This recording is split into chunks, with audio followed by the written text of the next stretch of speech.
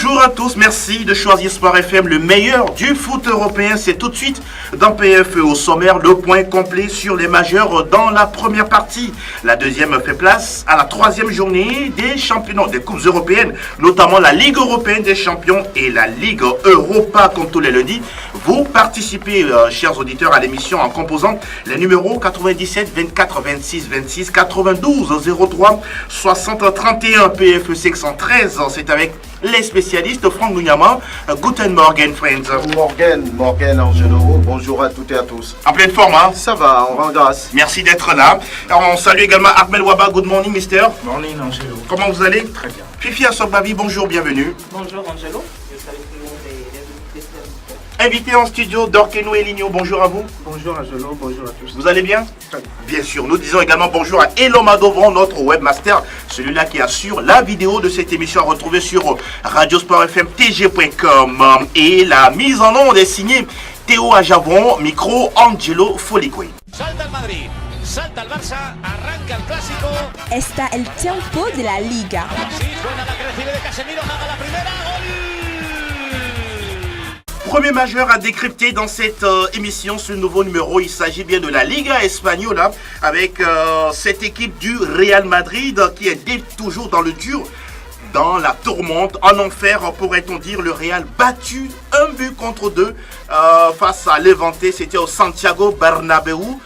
Alors justement, Armel Waba, que se passe-t-il décidément avec Lopetegui et ses hommes? On ne comprend pas. C'est bien malin qui pourrait répondre à cette question-là. Mais on sait que le Real, après des 3 journées de championnat, puisque le début a été plutôt intéressant, mais après 3 journées, le Real ne se retrouve plus, ses cadres totalement désintéressés, ne serait-ce que sur le terrain. Mais chose curieuse, le Real produit un jeu tiki-taka, tout simplement. La possession. Voilà, la possession de petites passes. Et c'est tout l'ADN du Real qui est enlevé, selon les fans eux-mêmes, qui ne préfèrent pas ce jeu-là, qui préfèrent un jeu direct pour aller marquer des buts. Mais pour le moment, ce n'est pas le cas. Qu'est-ce qui se passe? Je pense que c'est un entraîneur tout simplement qui n'arrive pas à avoir une mainmise sur son groupe. Oui, Julen Lopetegui est sorti un peu de nulle part. Un peu de nulle part. Il faut dire que grand monde ne le connaissait pas comme entraîneur. Et du coup, sa carrière de footballeur aussi, ce n'est pas celle de Zinedine Zidane. Tous ces éléments-là ne plaident pas en sa faveur. Tout cela conjugué à un groupe qui a déjà tout gagné. Qui a déjà tout gagné. Et donc, sont-ils fatigués de gagner? Bien sûr. Même si c'est le grand Real, ils sont fatigués. Même si Fifi n'est pas d'accord avec vous. Oui, bien sûr, ils sont fatigués. À un moment, l'envie, elle n'y est plus. Elle n'y est plus du tout. Je pense que c'est la fin d'un cycle aussi pour ce Real-là avec Zidane et Cristiano qui sont partis. Il va falloir reconstruire totalement cette équipe. Et Fifi, 5 matchs, toutes compétitions confondues, soldées par des défaites. Ce Real-là est tout simplement méconnaissable.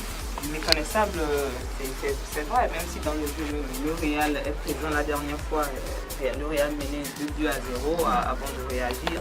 On a vu une équipe qui essayait d'aller de l'avant avec beaucoup d'occasions manquées. Oui, ils ont touché plusieurs fois les poteaux. Dans cette rencontre-là. Et voilà, on a l'impression que l'équipe n'a plus d'âme. Véritablement plus d'âme. Et je dis toujours que les départs de Zidane et Cristiano Ronaldo n'ont pas du tout fait du bien à cette équipe. Et on n'a pas su les remplacer. Encore une fois, Mariano Diaz qui porte le numéro 7. Qu'on connaissait très bien Lyon, qui faisait de grands matchs. Est-ce que le costume du Real est plus grand que le joueur? Non, moi je me dis c'est celui qui le remplace. D'accord. Ce n'est pas aussi grand pour lui, mais quand on remplace un Cristiano Ronaldo qui a l'habitude de prendre des matchs à son compte, on a vu la dernière fois Mariano Diaz rater des occasions pas possibles. Ça montre vraiment qu'il ne peut pas, pour le moment, il ne remplace pas valablement Cristiano Ronaldo dans cette partie. Même Bale est rentré en cours de jeu. Même Benzema aussi. Benzema, ce n'est pas ça. C'est une équipe qui n'a plus d'âme. C'est une équipe qui n'a plus d'envie, d'une génération. Je crois qu'il faut revoir tout ça là et donner un souffle nouveau à cette équipe-là. Sinon, ça sera comme ça jusqu'à la fin de la saison. On a commencé la saison certes très bien, mais c'est parce qu'à l'époque, on rencontrait d'abord des petites... oui. Des petites Ils ont fait équipes. 0-0 face à l'Atlético. Ils ont été battus par Séville, Et battus par par- Levante et Alaves. Valence également, Exactement. voilà, ce sont quand même des noms bien connus dans, Oui. dans le championnat espagnol. Voilà, maintenant, les plus gros arrivent et c'est compliqué pour le Real. Le plus gros, surtout le Classico, sera le 28 octobre face au Barça. Alors Franck Ngunyama, Lopetegui de plus en plus vers la sortie. Naturellement, si vous voyez le journal Marca qui dit que ce Real est une ruine, ça veut dire tout ce que ça veut dire. C'est-à-dire que Une l'équipe équipe qui n'a plus de fondation. plus de fondation, l'équipe qui n'a plus de réussite, qui n'a plus rien. Le Real qui se fait battre par des équipes presque inconnues entre griffes. Donc ça fait quand même la catastrophe dans la Maison Blanche. Je pense qu'on avait envie de le laisser disputer le Classico avant, peut-être de le remercier. Oui. Mais ça va être plus rapide que prévu. Peut-être qu'il va partir avant même le Classico parce que le Real ne va pas bien. Et je suis d'accord sur la chute de Fifi. Oui. Cette équipe n'a plus de souffle. Il faut peut-être régénérer les choses, permettre aux joueurs qui ont envie de partir. Parce que Luka Modric veut partir, Oui, il a Martino signalé, veut partir, bien sûr. beaucoup de joueurs veulent partir. Il faut les laisser faire. Je pense que la charge était trop lourde pour Roulen Lopetegui, qui est quand même un peu dans la tourmente, dans une zone de turbulence. Il est complètement dans le brouillard et je ne vois pas ce qui peut le sauver. Et on annonce déjà Santiago Solari, on Voilà. parle de Conte, on parle d'autres entraîneurs Oui. comme Arsène Wenger. Donc je pense qu'il n'a plus les moyens de conduire cette équipe lorsqu'on connaît la tradition au niveau du Real de la Maison Blanche. Mais je veux quand même dire à Armel que Roulen Lopetegui est connu. Il a entraîné, il a entraîné même, j'allais dire, la sélection, Fulga Roja voilà. sur quelques mois. Voilà. Même si c'est une semaine, c'est un entraîneur connu, mais il n'a pas les mains. Je crois que Zidane a placé la barre quelque part. très, C'est très sur les haut. nuages. Hein. Ah oui, Et pour aller complètement, chercher ça, c'est pas. complètement. Donc je pense que c'est une équipe qui est dans la rue et il faut pouvoir apporter un autre discours pour pouvoir sauver le Real. Et on suivra de très très près la progression ou non de cette équipe du Real Madrid en Liga espagnole. On va s'intéresser au rival, au bien-aimé rival du Real Madrid. Il s'agit bien du Barça qui s'est imposé 4-2 face au FC Séville avec un but au passage de Lionel Messi et malheureusement qui se blesse au bras droit. C'est une mauvaise nouvelle, à quelques jours du Classico, absent pour 3 semaines. Oui, 3 semaines, il va manquer et le Classico, mais surtout les deux matchs ont couplé la double confrontation face à l'Inter de En Ligue Milan. des Champions. Parce qu'on sait que Messi, cette saison, il a affiché clairement l'objectif numéro 1, c'est retrouver cette Ligue des Champions dans laquelle depuis 2-3 saisons déjà, le Barça est tout simplement humilié. Maintenant, cette blessure-là, je pense qu'au-delà du caractère un peu... comment dire, ça va faire du mal beaucoup au Real, mais aussi moi je pense que ça va permettre maintenant de véritablement mesurer ce Football Club Barcelone qui entre-temps a recruté plutôt Dembélé, Malcolm, des joueurs quand même qui sont censés remplacer, ne serait-ce qu'un tout petit peu, hein, parce qu'on le sait, on ne remplace jamais assez le grand Messi, mais c'est maintenant l'occasion Pour eux de ces s'affirmer. joueurs-là de s'affirmer comme l'a fait Neymar entre-temps quand Messi était absent pendant 2 mois là. Et on va s'intéresser à d'autres résultats de cette 9e journée de la Liga espagnole avec Retafe de Jenda Konam qui se relance en gagnant 2-1 sur la pelouse du Rayo Vallecano. Un but partout entre Villarreal et l'Atlético Madrid qui rate du coup le coche de pouvoir se rapprocher du podium. Même score entre Valence et Leganés. Alaves, oui, qui bat petitement 1-0 le Celta Vigo. Et puis dernier score à relever, c'est la victoire 2-0 de l'Espagnol Barcelone face à Huesca. Et au classement, on retrouve le Barça avec 18 points, 17 pour l'Espagnol Barcelone, curieusement. Et Alaves, 2e et 3e. Séville est 4e. Le Real est classé 7e.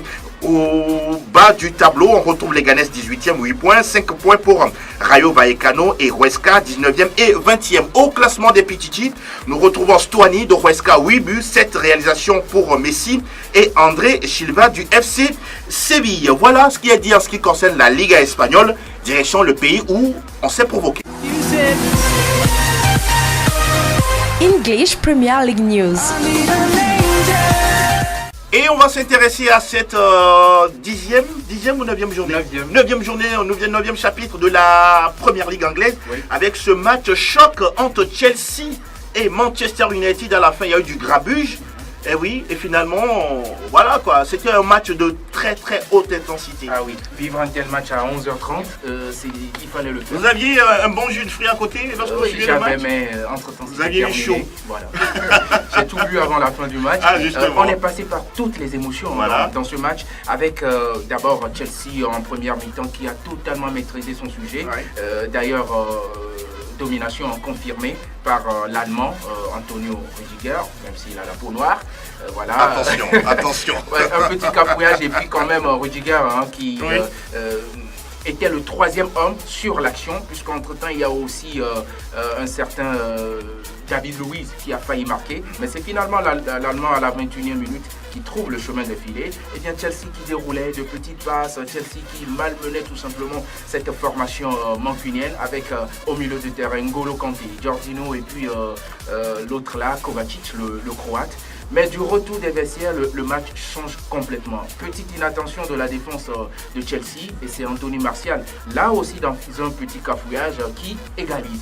On croit alors que ce match, c'est le tournant du match, puisque ce but égalisateur va complètement galvaniser les troupes de José Mourinho. Eh bien, il y a un but assassin par le même Anthony Martial qui au passage s'offre un doublé, qui va donc porter un coup de massue aux hommes de Mauricio Sarri, mais au bout du suspense, Chelsea, par l'entremise de Ross Barkley, va trouver le but égalisateur qui permet donc à Chelsea d'être invaincu, 6 victoires et 3 matchs nuls. Et bien, entre-temps, il y a eu aussi d'autres hommes qui se sont distingués. Mourinho qui n'a pas apprécié encore là la célébration d'un assistant de Mauricio Sarri qui aurait à son goût trop célébré le but égalisateur et puis presque les deux hommes sont arrivés aux mains. En tout cas, 2 buts partout, on a eu du spectacle, des buts. Ça a été tout simplement le choc de la journée, non seulement en Angleterre, mais en Europe. Franck Lugnaman, un score qui vous laisse sur votre soif ou oui, c'est logique? Bon, je pense que avant le match, Chelsea était favori, oui. Mais sur l'ensemble de la rencontre, on voit quand même que Manchester United méritait quand même de gagner. Ils ont rêvé, ils ont cru à la victoire et ça leur est tombé dessus tout de suite parce que c'était à quelques secondes de la fin de la rencontre que Barkley, je pense, a égalisé. Et ça faisait très très mal à José Mourinho.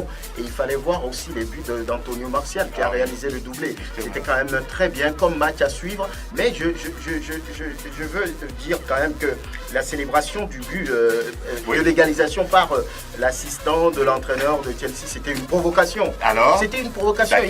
Il a quand même envoyé quelque chose à Mourinho. Lorsque vous remarquez bien les images, c'est quand même un homme. Lorsqu'on vous prend, j'allais dire, une victoire comme ça et que quelqu'un vient vous provoquer, c'est quand même excitant. Donc je crois qu'il a réagi, heureusement qu'il a été rapidement contenu par les stadiers et puis ses joueurs. Donc je pense que sur l'ensemble de la rencontre, on va dire que Chelsea s'est sauvé. Chelsea a montré quand même qu'il était un grand en revenant au score, sinon Mourinho méritait quand même de prendre ses 3 points. Et voilà, on prédisait quand même, on va dire, le naufrage à Manchester United sur ce match. Et ils ont fait de ce n'est quand même pas, on va dire, j'allais dire un mauvais résultat.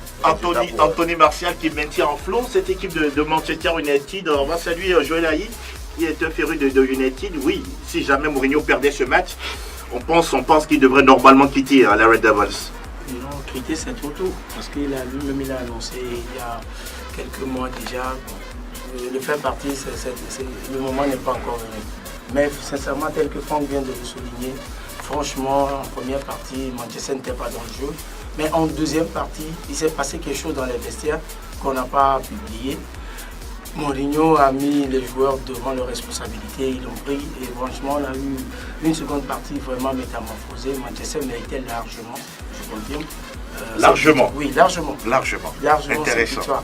Bon, c'est vrai qu'à la fin du match, les grands matchs se terminent toujours de belles manières. Et on a eu une égalisation, ça a sauvé un tout petit peu l'image de Manchester. Je sais que Mourinho, il a l'étoffe pour engager plus ses joueurs. Ils ont aussi la possibilité de faire plus que ce qu'ils ont montré. Et prochainement, je pense, parce qu'ils ont plus la tête à ce match de la Ligue des Champions. Justement. Donc, franchement parlant, Manchester s'est bien préparé. C'est vrai qu'on n'est pas encore en forme, mais ça promet. Et la bonne nouvelle, c'est que l'assistant de Maurizio Sarri était allé dans les vestiaires de United et s'est présenté face à Mourinho en présentant justement des excuses et du fair play à l'anglaise, comme on le dit souvent. Ça, c'est quand même très très bien. On va s'intéresser à la formation de City qui n'a pas eu de cadeau face à son adversaire. Non, Burnley n'a pas égalisé dans le temps additionnel. Comment on peut égaliser 5-0? Ouais. Voilà, c'était le score à l'arrivée. Oh là là. Manchester City a éparpillé c'est cette formation de Burnley tout simplement. On ne la retrouve pas jusqu'à présent. West Ham dans le derby, londonien face à Tottenham s'est fait épingler à domicile, 0 contre 1 face aux Spurs. Petite victoire mais très précieuse pour les Spurs. On peut s'intéresser également au naufrage. Oui, on peut le dire, Newcastle ne va pas du tout bien avec Rafael Benitez. Seconde défaite encore après celle amère face à Manchester United justement. 0 de surcroît à domicile, 0 contre 1, c'était face à Brighton. Cardiff City a reçu Floyd Haïté et Fulham, mais a tout simplement dominé la formation de Floyd Haïté, 4-2. Liverpool est allé porter 1-0 à Huddersfield, c'était en déplacement. Everton. Votre ami a joué?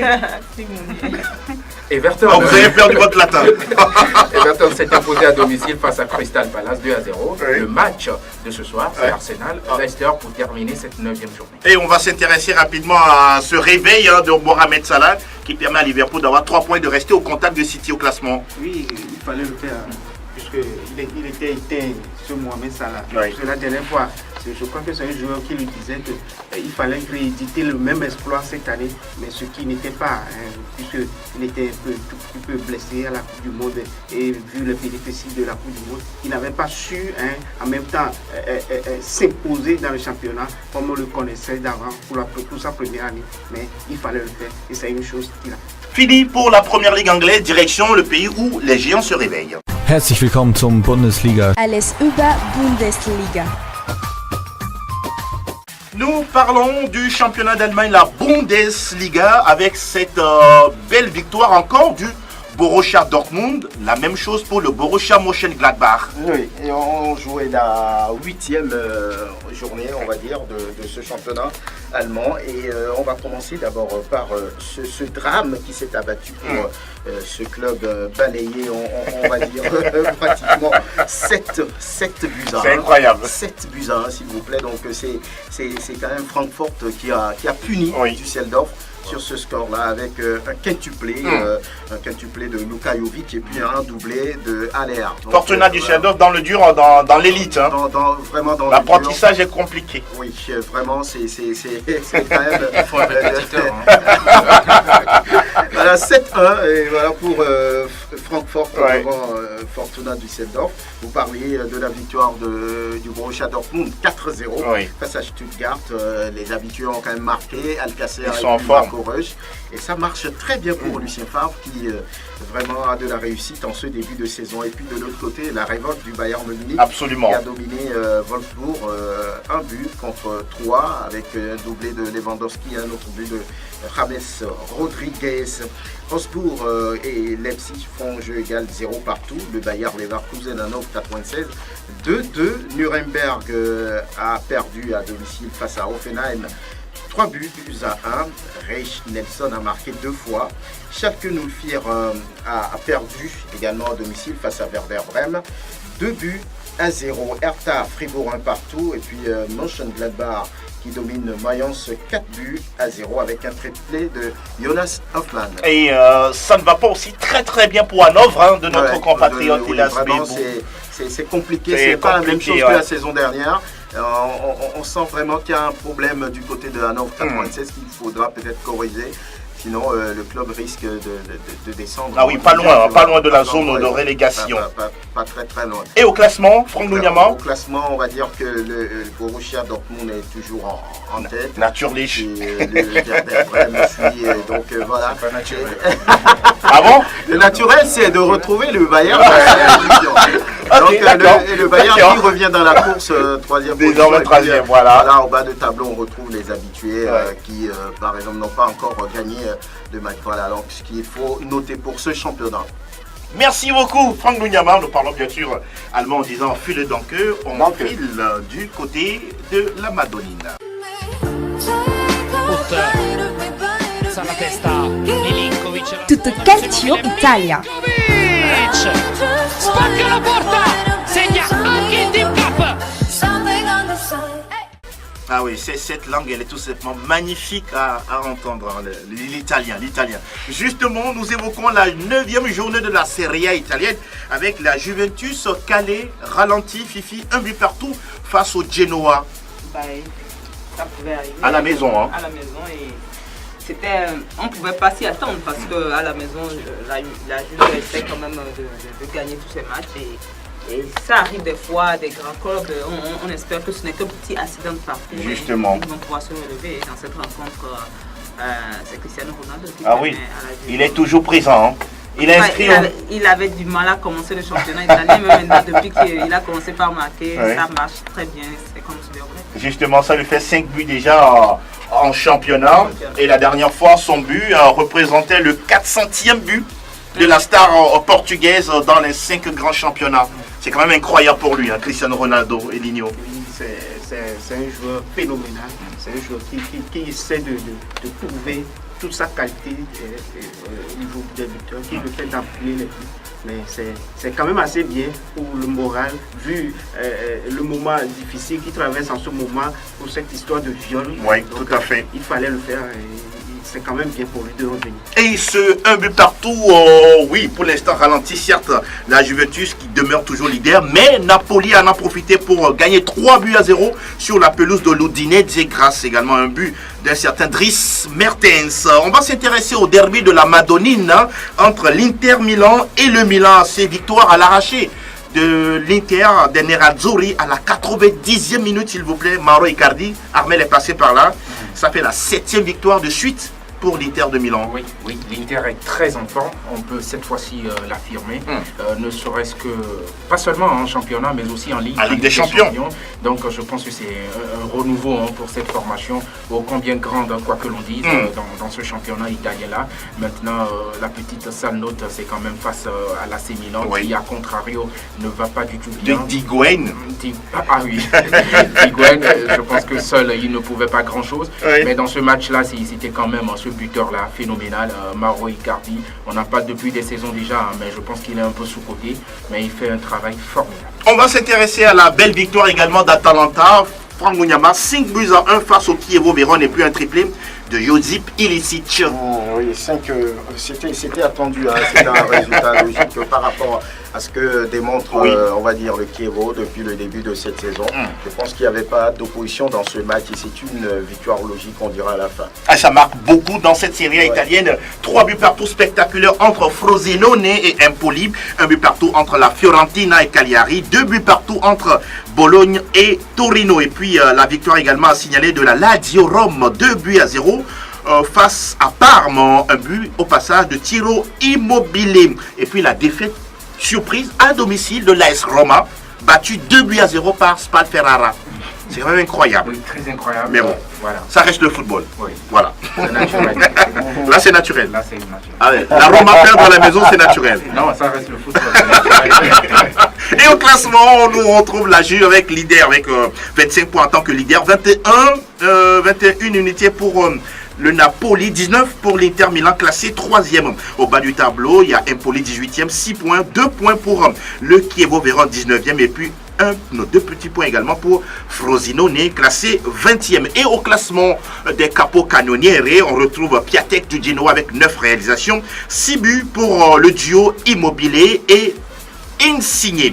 Voilà qui est dit en ce qui concerne la Serie A italienne. Direction le pays où le champion du monde 98 a raté sa première. Monaco le champion, et quel spectacle pour une dernière victoire. 100% Ligue 1, Conforama. Lacazette réussit le sien, 28e but de la saison sous les couleurs de Lyon avant de quitter le club. On va s'intéresser à la première ratée, certes, d'un certain Thierry Henry. Bien sûr, avec Monaco. Oui. Peut-être à Strasbourg, un but contre 2 et pour le moment, il continue par 3. C'était sa première rencontre en tant qu'entraîneur titulaire de Monaco et il continue par 3 et il a le soutien en tout cas de tout le club et voilà. Mais Monaco ne va pas bien, ça fait la 19e place désormais pour les Monégasques qui ne gagnent plus depuis, je crois, 5 matchs. Oui, pratiquement 5 à 6 matchs déjà de passé. Oui, c'est compliqué. 100 victoires, 5 compliqué. matchs perdus.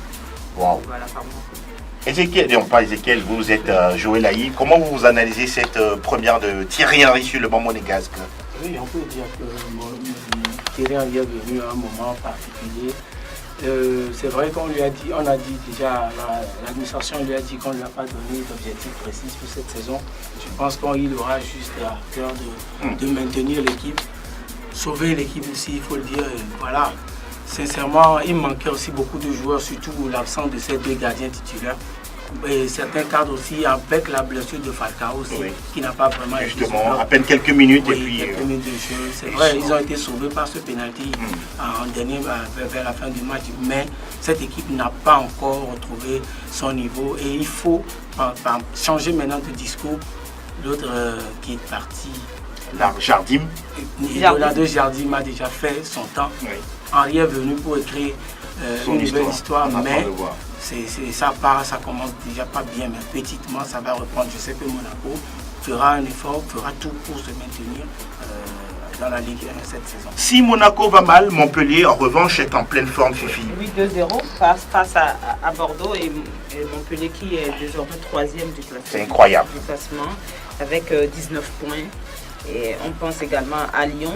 Oui. Lyon, Dembélé et Depay qui ont permis à Lyon d'engager une belle victoire face à Nîmes. Ah oui, Nîmes ça n'a pas été facile. Hein. Ça n'a pas été facile, mais au finish, Lyon a quand même gagné. Oui. Nîmes qui avait quand même très bien commencé le championnat. Mais maintenant, ça commence par descendre là. Ça fait 2-0 et voilà, Lyon aussi qui revient dans la partie. Des nouvelles de Lille. Lille a dominé en déplacement Dijon et continue sur sa belle lancée. Impressionnant. Ce club est vraiment impressionnant. Toujours dauphin du Paris Saint-Germain? Toujours dauphin du Paris Saint-Germain avec 22 points. Et quand même, c'est une équipe la saison dernière qui a eu tous les mal, tous les problèmes plutôt du monde à se maintenir en Ligue 1 et qui cette saison est en train tout simplement d'épater tout le monde. Ça fait depuis le début de la saison. Avec le duo Bamba-Pépé. Hein, Bamba-Pépé, voilà, qui régale du côté de Lille. Et voilà, ça fait encore une énième victoire en déplacement. Oui. Voilà, le Paris Saint-Germain qui domine 5-0 à bien. Et Marquinhos, Rabiot, Draxler, Mbappé et puis Diaby. Ça fait 5 buteurs différents. Sauf que vous n'avez pas énoncé Vous n'avez pas parlé de Cavani. Il est là, il est toujours au Paris Saint-Germain. Il est là, Qu'est-ce qui se passe avec lui, Fifi? Ça n'a pas marché. Mais tous les jours, on dit tous les jours ne sont pas dimanche. Peut-être parce que Cavani, depuis le début de la saison, c'est vrai, en début de saison, Cavani était absent sur 2 ou 3 matchs pour blessure. Mais depuis qu'il est revenu, il a du mal vraiment à retrouver son niveau de la saison dernière. Exactement. Effacé un peu par Neymar et puis Mbappé qui sont en tout cas les deux fers de lance de cette équipe cette saison-là. Neymar qui n'a pas joué la dernière fois, mis au repos, mais on n'a pas senti Cavani. C'est quand même 5 buts du Paris Saint-Germain la dernière fois. Et Cavani étant l'attaquant de pointe de cette équipe n'a pas marqué. Où on a vu Marquinhos marquer, Draxler marquer, même le jeune Diaby marqué dans cette rencontre. Ça pose des questions. Juste, ça fait déjà 10 journées. Que si ça ne va pas trop, on peut commencer à se poser des questions. Mais il a quand même marqué des buts dans ce championnat, mais le connaissant est resté relégué derrière comme ça. On se dit que peut-être qu'il y a un manque pour le moment d'efficacité. Oui, on va suivre ça de très très près. Et un coup d'œil au classement. Un coup d'œil au classement, peut-être avant, on va parler rapidement. De Marseille. Lors de la clôture, qui a dominé Nice. C'était un déplacement. Sanson, à l'absence de Thauvin, a fait le travail. Et voilà, ça fait 1-0. Pour Marseille en déplacement. Au classement, rapidement, on retrouve le Paris Saint-Germain, premier, 30 points sur 30 possibles. Ouh là là 10 victoires, 10 C'est un record, hein? C'est un record, c'était déjà un record lors de la 9e journée. Ça allait encore plus à Paris Saint-Germain. La 10e journée. Voilà. Lille est 2e avec 22 points. Montpellier est 3e avec 19 points. Même nombre de points pour Marseille, 4e. Lyon, 5e. Avec 17 points en bas de classement, la 18e place, on retrouve Nantes 9 points. Monaco 14e, 6 points.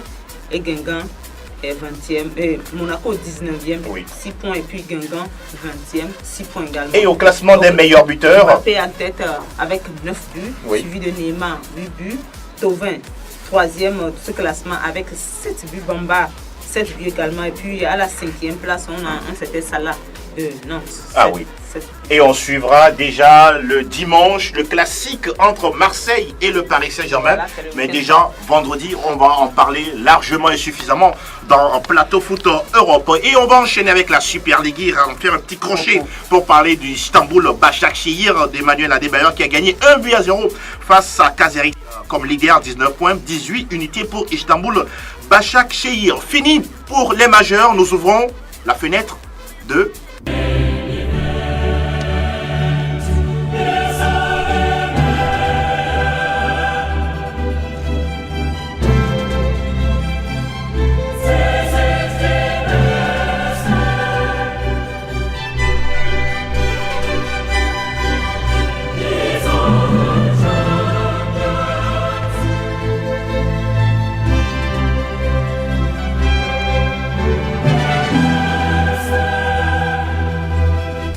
Et ce sera déjà à partir de mardi, la 3e journée, justement mardi c'est demain, la 3e journée de la Ligue européenne des champions qui revient. Ce sera pour le compte des groupes E, F, G et H. Et nous allons débuter avec le groupe H, la Juventus Turin qui reçoit Manchester United, Franck Bougnama, Cristiano Ronaldo qui va retrouver son ancien club. Oui, c'est depuis le tirage de cette phase de groupe qu'on parlait déjà de cette rencontre, de cette opposition.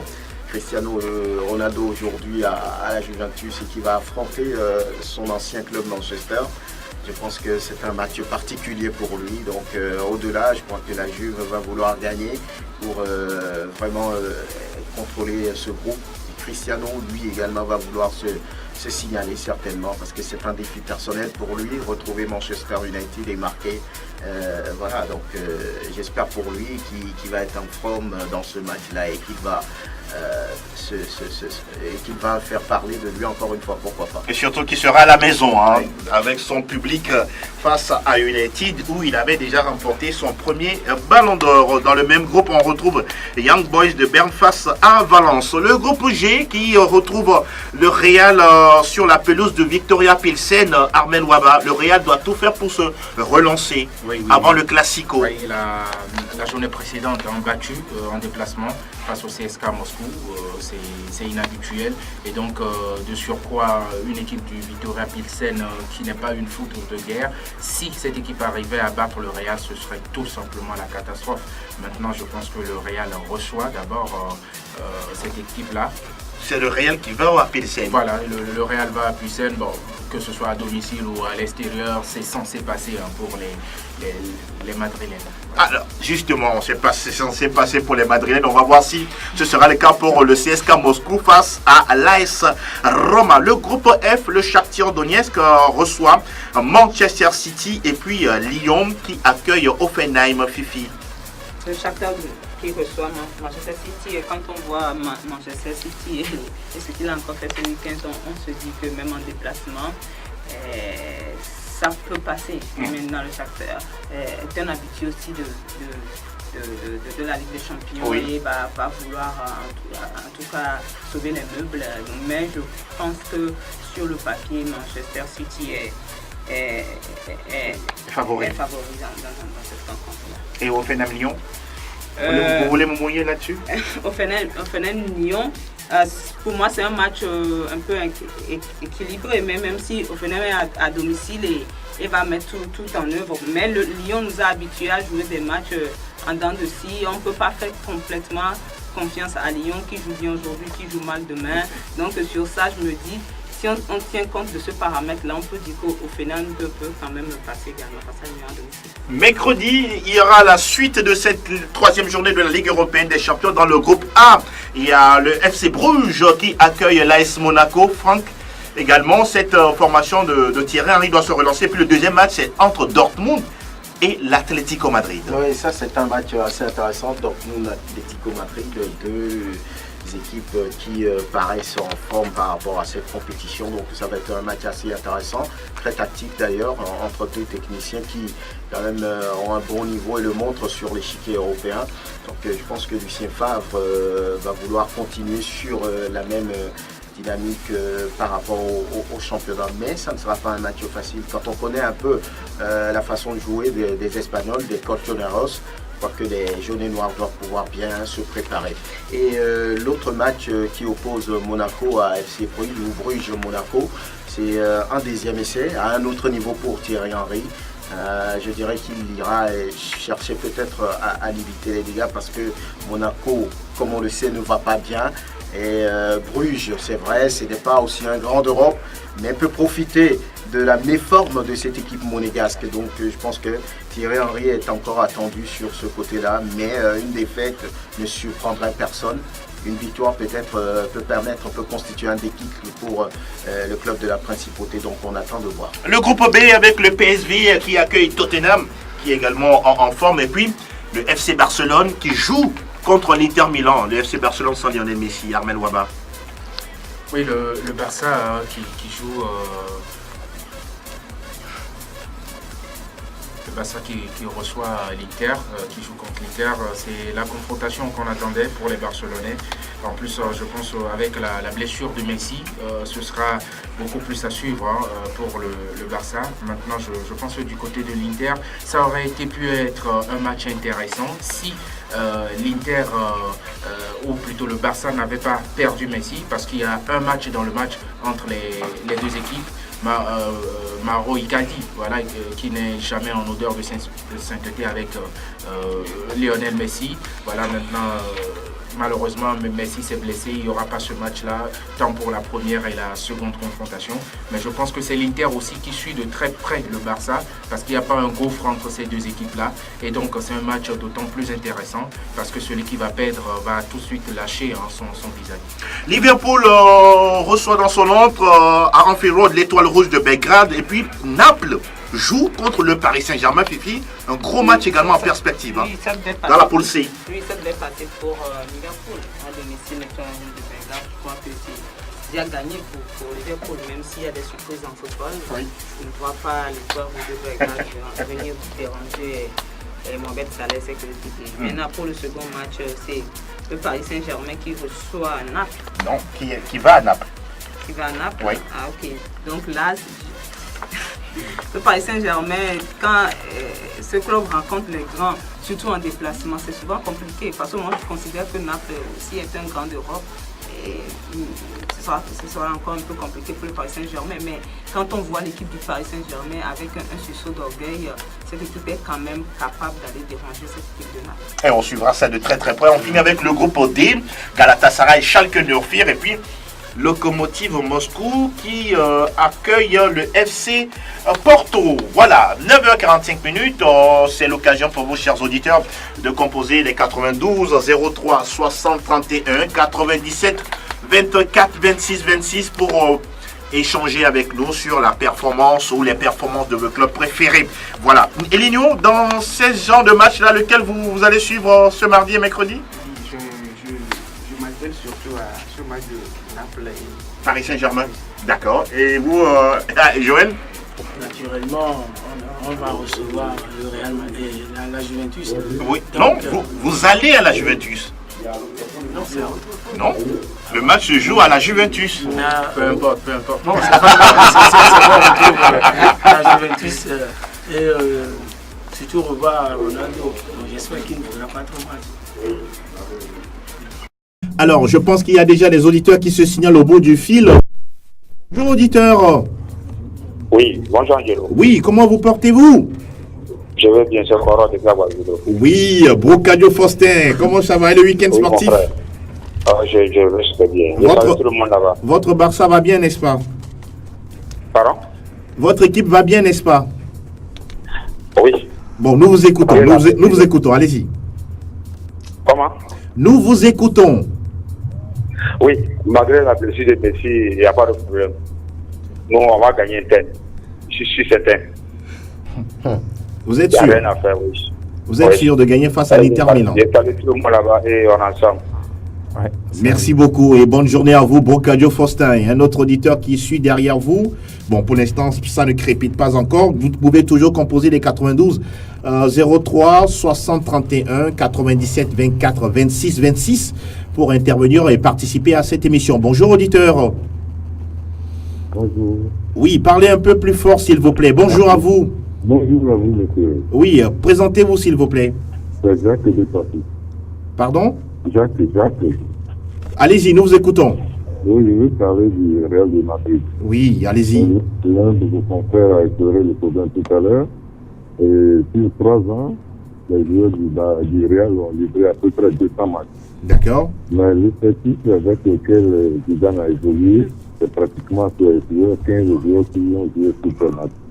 Il faut amener du sang, et certains joueurs qui ont pris de l'âge, comme Ramos qui a 32 ans, Camotti qui a 33 ans, et Marcelo a 31 ans, s'ils veulent se faire voir ailleurs, il faut qu'on les laisse et on renouvelle les effectifs qui pourra retrouver les nouvelles bases.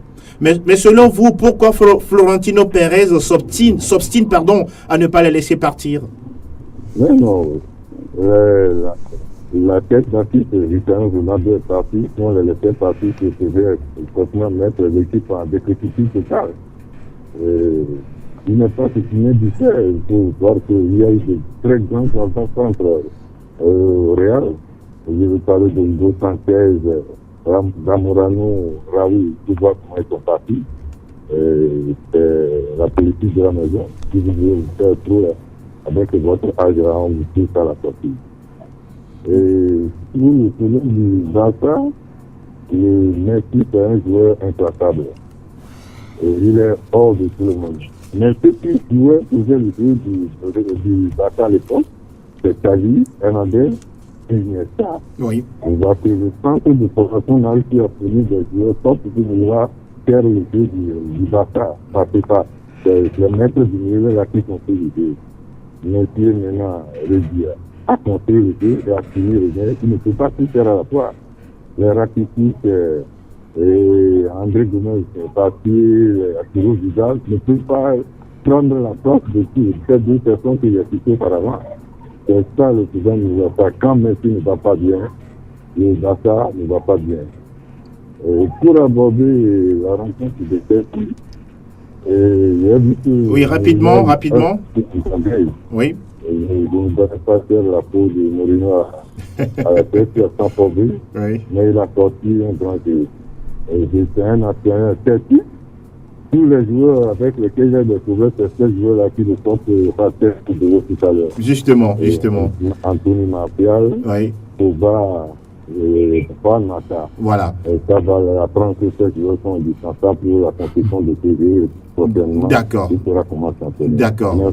Merci beaucoup à vous et très très bonne journée sur Sport FM. Un autre auditeur vous suit. Bonjour auditeur. Bonjour monsieur Alphelocoué. Oui, K.O. Carré, comment vous portez-vous? Je vais très bien. Nous vous écoutons. Seulement vous dire bonjour et vous souhaiter ce que vous faites pour nous. Même si mon corps ne va pas bien là, on a confiance. Ça va aller, n'est-ce pas? Ouais, ça va aller, mais ça ne va pas toujours. Vous avez besoin de victoire en Ligue des Champions pour vous relancer avant le Classico. Ah oui, ça va nous relancer avant le Classico, mais j'ai peur pour le Classico. D'accord. Parce que le Real ne me convainc pas, je suis en attaque. D'accord. C'est comme si les attaquants ne veulent plus marquer. Ils sont fatigués ou sont, on peut dire, lassés de gagner? Peut-être on va rappeler Ronaldo. Ah oui, ça c'est une bonne option. Pourquoi pas? Merci. Merci beaucoup, Kwadé. Merci d'avoir appelé dans cette émission. Votre émission. Bonjour auditeur. Bonjour. Auditeur, bonjour. Auditeur en ligne. Bonjour. Bonjour. Oui, parlez un peu plus fort. Nous vous écoutons, s'il vous plaît. Bonjour, Angelo Folicue. Oui, bonjour, cher ami. Comment vous portez-vous? Bien, c'est l'homme d'Adélie. Oui, comment ça va? Ça va bien. Bien, nous vous écoutons. Allez-y. C'est pour parler de mon club actuel, la Juventus de Turin. D'accord. Avec un match nul et un but de CR7. Oui. Demain, on se déplace à Old Trafford pour aller prouver au monde entier que notre compétition, on est de retour. Ah, d'accord. C'est votre compétition? Oui. Ah, la compétition de CR7. La compétition de CR7. et vous vous attendez à une victoire, n'est-ce pas? Logique, hein? Oui. D'accord. C'est bien noté pour vous. De l'autre côté, la Maison Blanche, il reste à faire un faux rebond et il veut faire tourner l'équipe et finir remplacer l'entraîneur. Est-ce que ça va aller? Vous pensez que ça va aller, c'est ça? Avec ça, l'entraîneur développe un football du FC Barcelone que le Real n'adapte pas. Ah, d'accord.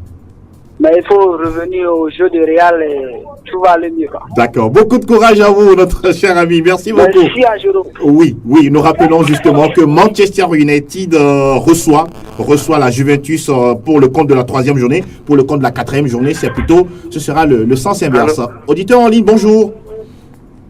Allô, bonjour. Oui, bonjour, nous vous écoutons. C'est pour encourager mon club Manchester. Oui, présentez-vous s'il vous plaît. Je suis Ali, je vous appelle de camp de police.